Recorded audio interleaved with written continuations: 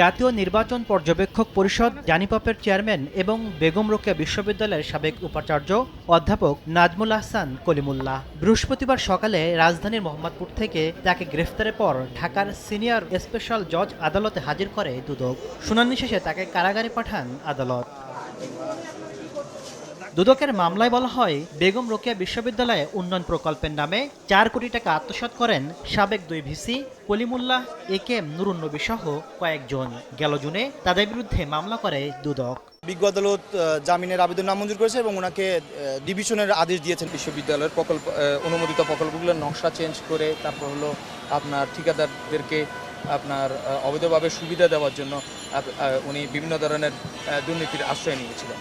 এছাড়া হলো আপনার বিভিন্ন বিল থেকে ঠিকাদারদের বিল থেকে কর্তন করে তিনি কিছু টাকা করে সেটা ব্যাংকে আপনার হলো এফডিআর করেছেন, যেটা তিনি করতে পারেন। এই মামলার আসামির তালিকা রয়েছেন বেরোবির আরেক সাবেক ভিসি একে এম নুরুন্নবী সহ আরও কয়েকজন, যাদের বিরুদ্ধে দেশ ত্যাগে নিষেধাজ্ঞা দিয়েছেন আদালত। এদিন ভুয়া প্রতিষ্ঠানের নামে ইউসিবি ব্যাংক থেকে ঋণের নামে ৪৮ কোটি টাকা আত্মসাতের অভিযোগে সাবেক ভূমিমন্ত্রী সাইফুজ্জামান চৌধুরী জাভেদ সহ ৪৭ জনের বিরুদ্ধে পৃথক ২টি মামলা করেছে দুদক। তাসলিম তৌহিদ, সময় সংবাদ, ঢাকা।